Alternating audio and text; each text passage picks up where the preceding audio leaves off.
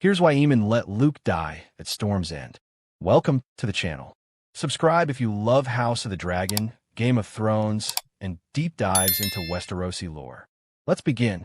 On a stormy night above Shipbreaker Bay, history was written in blood and fire. When Prince Aemond Targaryen, the one-eyed rider of Vhagar, pursued his young nephew Lucerys Velaryon, the world expected a lesson in intimidation, not death. Yet, in the blink of an eye, Luke's dragon, Arrax, was torn apart, and the boy fell to his doom. But here's the question that has haunted both fans and historians of House of the Dragon alike. Why did Aemond let Luke die? Was it vengeance for his stolen eye? A moment of uncontrollable rage? Or was it something far deeper? A tragic mix of pride, politics, and the cruel will of the dragons themselves? Tonight, we're diving into the storm. We will break down the truth behind that fatal chase, the hidden layers of Aemond's character, and the dark forces at play that sealed Luke's fate. Because one thing is certain, Aemond's decision at Storm's End wasn't just an accident. It was the spark that set the entire dance of the dragons ablaze. Before we can understand why Aemond let Luke die, we need to go back. Their rivalry was not born on the stormy night at Storm's End. It was forged in fire and blood years earlier. It began with a childhood feud that defined the next generation of Targaryens. Aemond was the overlooked son of King Viserys and Queen Alicent, smaller than Aegon, colder than Helena, and mocked for not having a dragon. Meanwhile, his nephews, Jace and Luke Velaryon, were bold, proud, and worst of all, bastards in his eyes.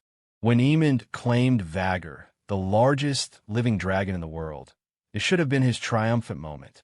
Instead, it ended in blood.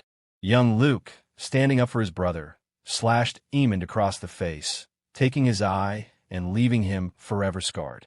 From that day on, Aemond carried not only the patch over his eye, but a burning hatred for Luke.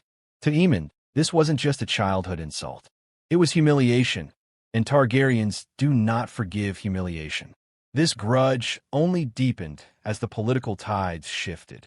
The rivalry between Rhaenyra and Alicent, the Blacks and the Greens, wasn't just a family quarrel. It was a civil war waiting to explode. And Aemond?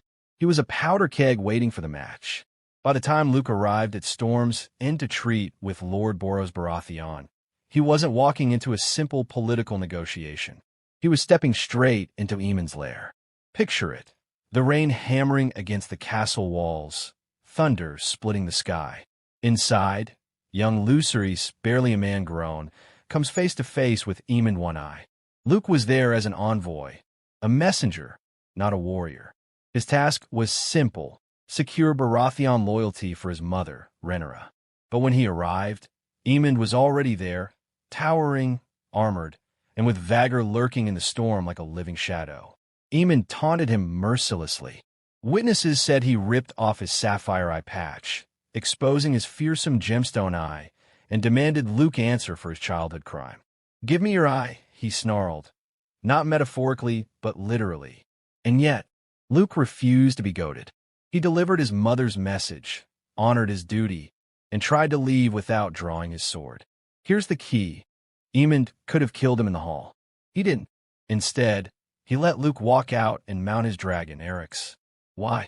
Because this wasn't just vengeance. Aemond wanted more than Luke's blood. He wanted fear.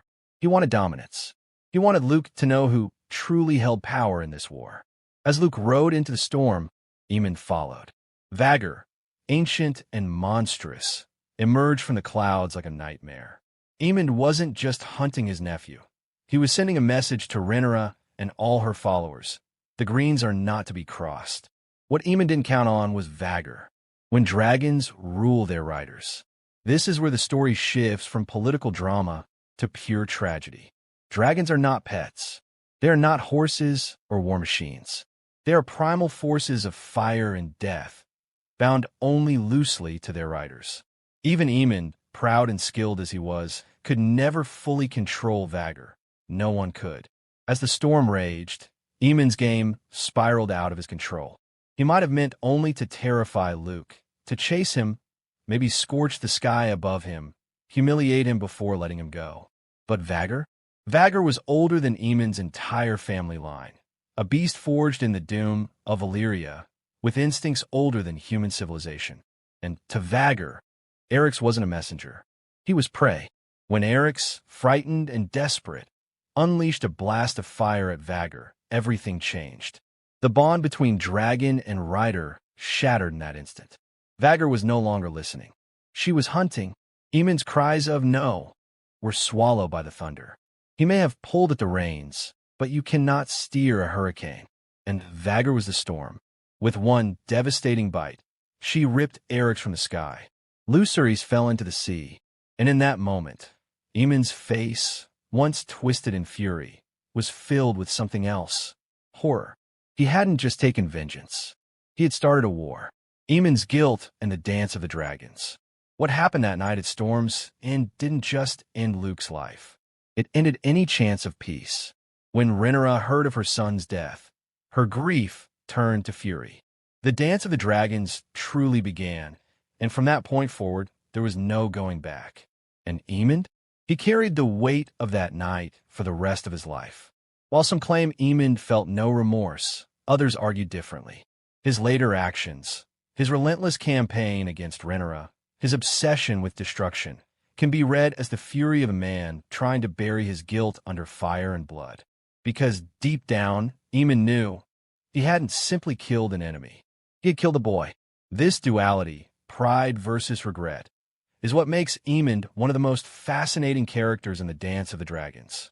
He wasn't a mindless villain. He was a prince raised in cruelty, driven by vengeance, and ultimately undone by the very weapon he sought to wield. Why Aemond let Luke die? So, why did Aemond let Luke die? The answer is not simple. It wasn't pure malice. It wasn't pure accident. It was both. Revenge. Aemond's rage for losing his eye burned for years. He wanted Luke to suffer, even if not to die. Pride. He needed to prove himself as the true terror of the skies, the prince who rode the largest dragon in the world. The dragon's will. Ultimately, Vhagar's instincts decided Luke's fate, not Aemond's commands. The Targaryen curse. Every generation of Targaryens dances closer to the fire. Aemond was simply another in a long line who learned that dragons cannot be controlled. In the end, Aemond didn't let Luke die in the way we might imagine. He didn't plan it, but he didn't stop it either. And in that hesitation, in that fatal pride, Luke's fate was sealed. Storm's End was not just a battle in the sky. It was a lesson. In this war, no one, not even a prince, whether out of vengeance, arrogance, or a loss of control, that single act turned storm clouds into wildfire and history into tragedy. And perhaps that's the true horror of Storm's End. Not that Aemond was evil, but that he was human, a man with a dragon too big to control, a grudge too deep to let go, and a choice that changed everything. The Dance of the Dragons had begun, and it began with one scream lost to the sea.